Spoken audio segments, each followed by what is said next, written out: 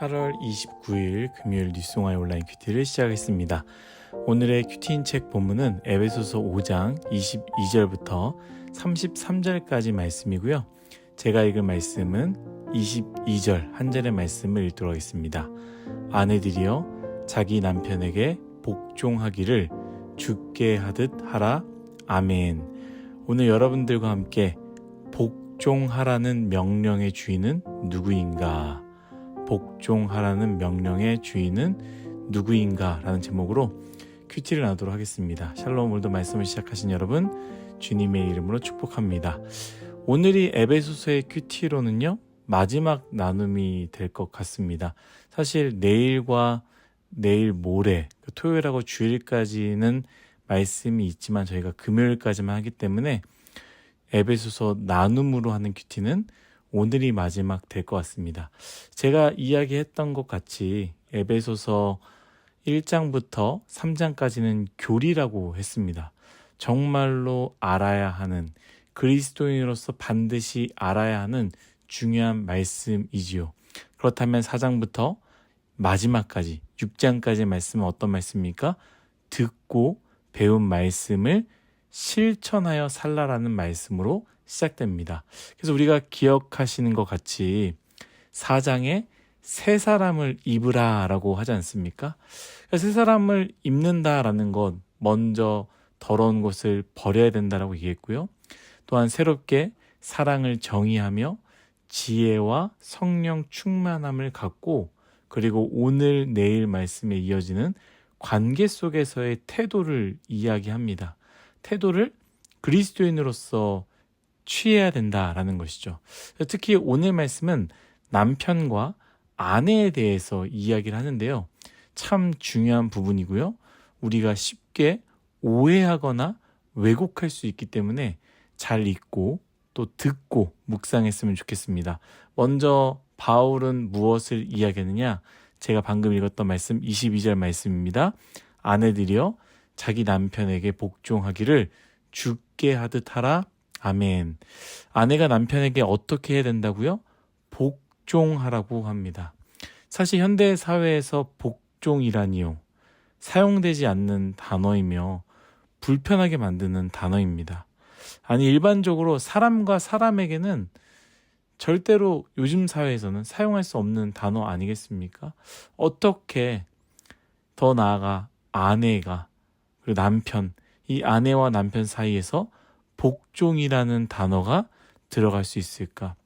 무엇보다도 여성들이 참 이 말씀에 대해서 불편해할 것 같다라는 생각을 하게 됩니다. 그래서 많은 현대 신학자들과 목사님들도요, 이 부분에 대해서 어떻게 이야기하느냐?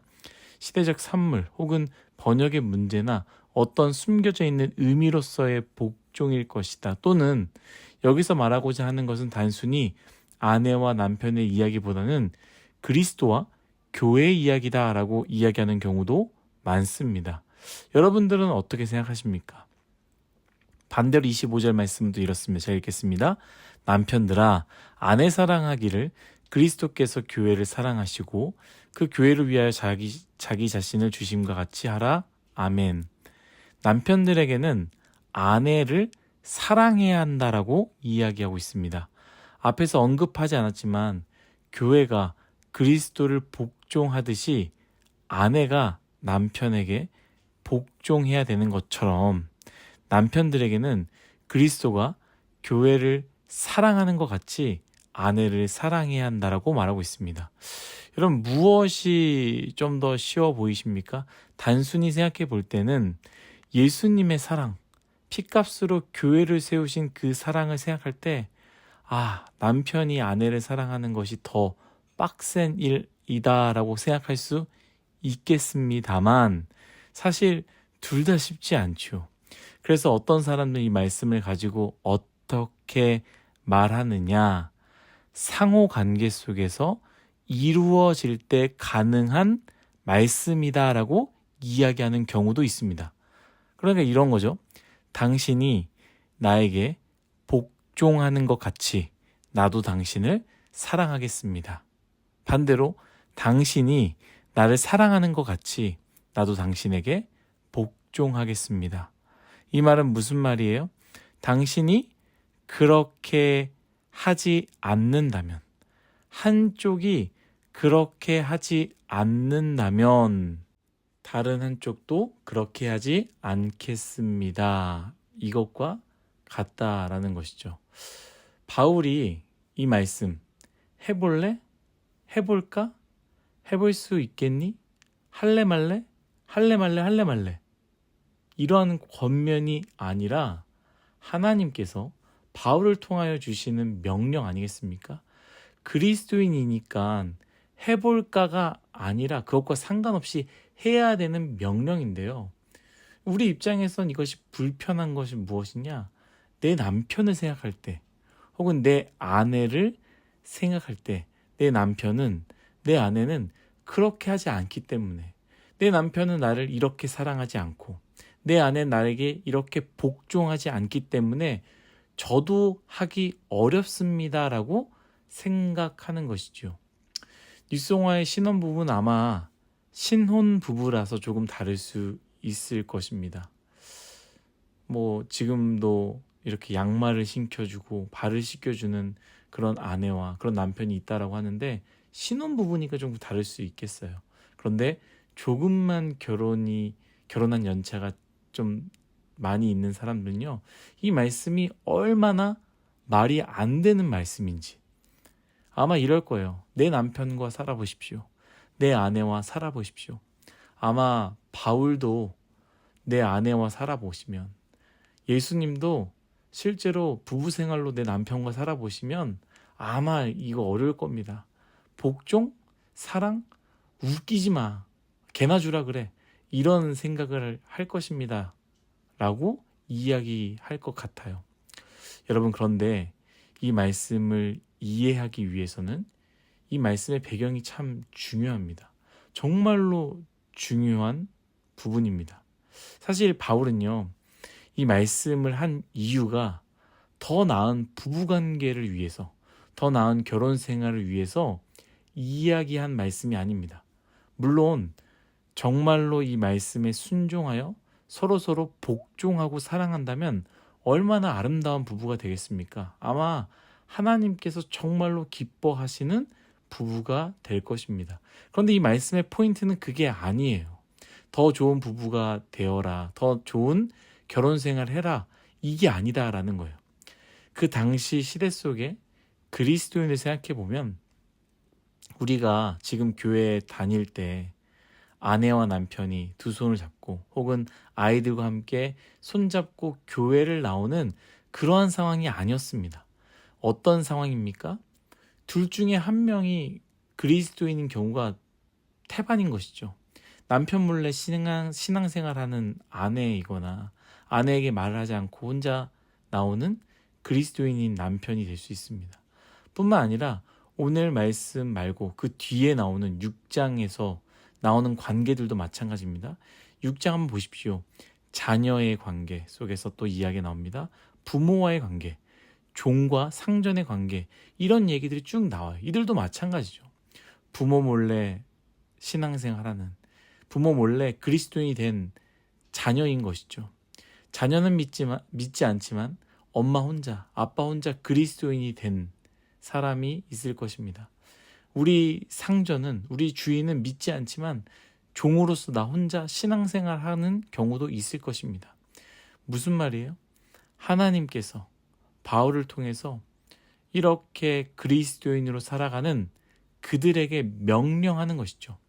상호 관계 속에서 평등하게 서로 기브 앤 테이크를 할 때 아름다운 부부관계, 아름다운 부모와 자식과의 관계, 아름다운 주인과 종의 관계가 되는 것이 아니라, 남편은 하나님을 믿지도 인정하지도 않고, 남편은 집에서 남편 역할도 하지 않고 그저 윽박지르는 그 남편에게 새 사람이 되겠다는 너는 그 남편 앞에서 어떻게 하겠느냐.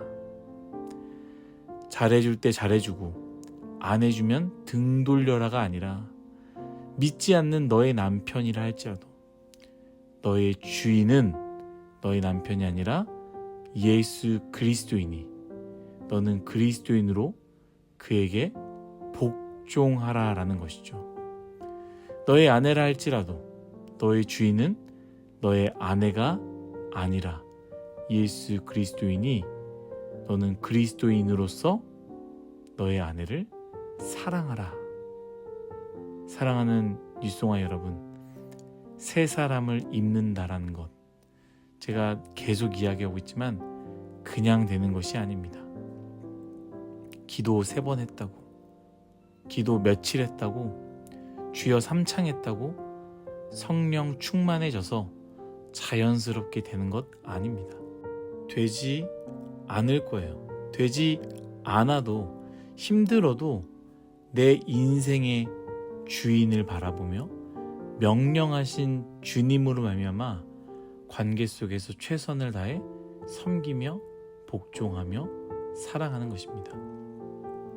당신의 남편이, 당신의 아내가, 당신의 부모님이, 당신의 사장님이, 당신의 아르바이트생이 여러분들에게 합당하게 행하지 않을 때 새 사람이 되고자 한 여러분들은 어떻게 행하겠습니까? 그들의 행동과 상관없이 이 명령을 주신 우리의 주인 되신 예수님을 바라보며 오늘 순종을 선택하는 저와 여러분 모두가 되시기를 예수님의 이름으로 축복합니다. 다 같이 기도하겠습니다. 하나님, 우리의 인생 이 명령을 주신 주님을 바라보게 하시며 주인 되신 예수님의 명령을 순종하는 우리 모두가 되게 하여 주옵소서. 그리하여 새 사람으로 살아가는 우리 모두가 되기 원합니다. 감사하며 예수님의 이름으로 기도드렸습니다. 아멘.